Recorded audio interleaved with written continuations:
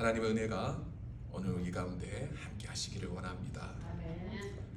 지난 시간에 18절, 19절 말씀에 내가 너희를 다 가리켜 말하는 것이 아니라 나의 택한 자들이 누구인지를 알미라. 그러나 내 떡을 먹는 자가 내게 발꿈치를 들었다 한 성경을 응하게 하려는 것이니라. 이렇게 말씀하고 있습니다. 여기서 보니까 지난 시간의 말씀을 보면 내가 나의 택한 자들이 누구인지를 안다. 예수님이 안다라고 하셨습니다. 그렇게 말씀하시면서 내 떡을 먹는 자가 내게 발꿈치를 들 것이다. 이렇게 말씀하셨습니다. 그리고 이렇게 하는 것이 성경을 응하게 하는 것이다. 그러니까 성경을 이루게 하는 것이다. 이렇게 말씀하시는 것이죠. 예수님은 택함 받은 자가 누구고 예수님을 향해 발꿈치를 들을 자가 누구인가를 다 아셨다는 것이지요. 알고 계셨습니다. 시편 41편 말씀에 보면 9절에 나의 신뢰하는 바 내 떡을 먹던 나의 가까운 친구도 나를 대적하여 그 발꿈치를 들었나이다. 그러하오나 주 여호와여 나를 긍휼히 여기시고 일으키사 나로 저희에게 보복하게 하소서. 이렇게 말씀합니다. 다윗이 원수들에게서 공격을 받게 되었을 때 이 자기 가까이 있는 자들이 자기를 배신했다는 것이죠. 그래서 발꿈치를 들었다고 말합니다. 이 발꿈치를 들었다는 말은 주인을 배신했다, 이런 의미인 것입니다. 하지만 하나님께서 그런 자들을 보복해 주시기를 기도했다는 것이죠. 이 말씀을 통해서 예수님 가까이 따라가 다니던 그 제자가 예수님을 배반할 것에 대해서 말씀하고 있는 것입니다. 가룟 유다는 3년 동안이나 예수님을 따라다니며 동고동락하면서 예수님 말씀을 가까이 들었던 자입니다. 그리고 신임을 받던 자였기 때문에 돈꾀를 맡을 정도였죠. 아무에게나 그런 걸 맡기지 않지 않습니까? 그만큼 신임이 있었다는 것이죠. 아주 가까운 자였지만 그가 예수님을 향해서 발꿈치를 들 자, 배신할 자임을 예수님은 알고 계셨다는 것입니다. 근데 그게 우연한 일이 아니라 하나님 말씀을 이루기 위한 것이다. 이렇게 말씀합니다. 그 대적자의 배신과 불순종으로 인해서 예수님은 고난을 받겠지만 반드시 예수님의 십자가로 말미암아 승리하시고 그 마귀의 대적을 꺾으시고 이기실 것에 대해서 말씀하고 있는 것입니다. 이러한 일이 일어날 것에 대해서 제자들은 전혀 알지 못하고 있었습니다. 아무도 몰랐습니다. 누가 감히 그 제자들 중에 예수님을 배반할 자가 있을 것이라고 생각이나 했겠습니까? 짐작도 하지 못할 일이었습니다. 여러분, 뉴스나 이런 소식을 들으면 저런 사람이 어떻게 저런 악한 짓을 했을까? 저렇게 존경받는 사람이, 저렇게 많이 가진 사람이, 부러울 거 없는 사람이 왜 저런 짓을 했을까? 우리가 이런 소리를 들을 때마다 깜짝 놀라지요. 참 사람 속은 알 수 없겠다. 속은 모른다. 이렇게 우리는 생각이 듭니다. 이 제자들도 그들 중에 그럴 자가 있을 거라는 것은 생각도 못했습니다. 생각도 못했어요. 그런데 나중에 그 제자 중 하나가 예수님을 배신하고 판 것을 보게 될 때 그 제자들이 받을 충격, 그 배신감, 그들이 느낄 그 감정이 얼마나 충격적이었겠어요. 근데 예수님은 다 알고 계셨던 거예요. 그 예수님께서 이 말씀을 하시면서 그들이 예수님을 믿게 하려고, 예수님이 그렇게 말씀하신 건 바로 이것 때문에 하신 말씀이셨구나. 이거는 정말 어쩔 수 없이 생긴 일이 아니라 예수님 모든 거 다 알고 계신 가운데 일어났던 일이었구나 라는 것을 깨닫고 그들이 예수님을 더욱 믿게 하시려고 예수님은 이 말씀을 하셨다는 거죠. 지난 시간에 20절 말씀을 보니까 예수님께서 나를 보내신 자를 영접하는 것을 나를 영접하는 것이고 나를 영접하는 자가 나를 보내신 이를 영접하는 것이다. 이 말은 예수님과 하나님께서 하나다. 나와 하나님 아버지는 하나이시다. 이런 뜻이죠. 그런 말씀을 하시는 것입니다. 그렇기 때문에 유다가 배신해서 예수님은 팔지만 그 일은 뭡니까?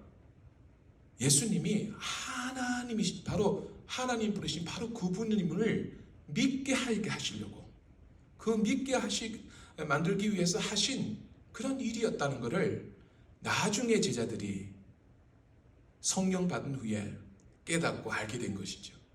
그래서 예수님이 이 말씀을 그들에게 미리 말씀하시는 것입니다. 예수님이 힘이 없어서가 아니고 연약해서가 아니고 하나님의 뜻을 이루기 위해서 하나님의 말씀을 이루기 위해서 그리고 그 또한 예수님의 뜻이었기 때문에 그런 일이 벌어진 것이라는 것을 제자들이 알기를 원하신 것입니다. 오늘 말씀에 보면은 21절에 예수님께서 마음에 심히 민망히 여기셨다. 그렇게 하시면서 하시는 말씀이 너희 중 하나가 나를 팔리라. 그 말을 들은 제자들이 의구심이 생겼죠. 야, 이 말이 무슨 말씀이지? 야, 예수님 말씀 무슨 뜻인지 알아? 모르겠는데? 고민하기 시작했어요. 그들이. 제자들이 그 얘기를 듣고. 그래서 이 베드로가 보니까 사랑하시는 자라고 말하지만 사실은 사도 요한이었죠. 그 요한이 예수님 품에 이렇게 의지하고 있는 걸 보았어요. 그래서 눈짓을 했죠. 눈짓했다는 게 뭐예요? 야, 한번 물어봐. 예수님 팔자가 있다는데 누구를 말하는 건지 한번 여쭈어봐. 그런 눈짓을 한 것이죠. 그래서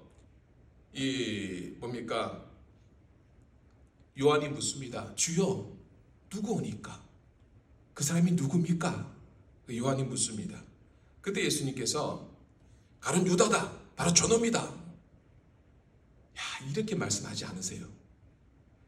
여러분, 저는 여기에서 또 은혜를 받았어요. 딱 지명해서 이름을 딱 말할 수 있는데도 예수님은 그렇게 말씀하지 않으세요. 26절에 보니까 예수님께서 뭐라고 하시냐면 내가 한 조각을 찍어다가 주는 자가 그니라. 이름을 말씀하지 않으시고 한 조각 찍어준 자가 바로 그 사람이다.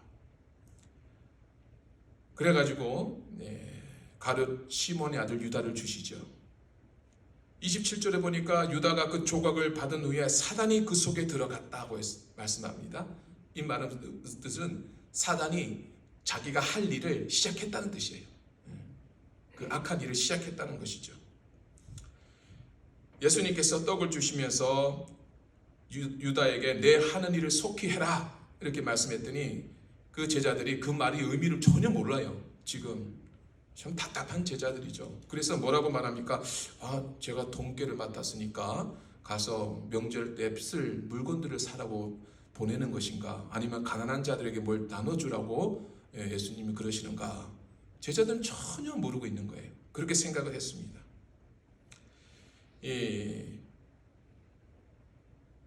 30절에 보니까 유다가 그 떡을 받고 난 뒤에 그 말씀을 듣고 난 뒤에 곧 나가니 밤이라다 이렇게 말합니다. 밤. 여기서 왜 사도 요한은 밤이라는 것을 그때 시기를 강조했는가? 유다는 어둠으로 간 거예요. 빛으로 간 게 아니고 어둠 속으로 간 거예요. 밤은 어둠이잖아요. 그 어둠의 일을 하러 간 거예요. 사단 마귀가 시키는 그 일을 하기 위해서 나가버린 거죠. 그래서 밤이었더라 이렇게 표현하고 있는 것입니다.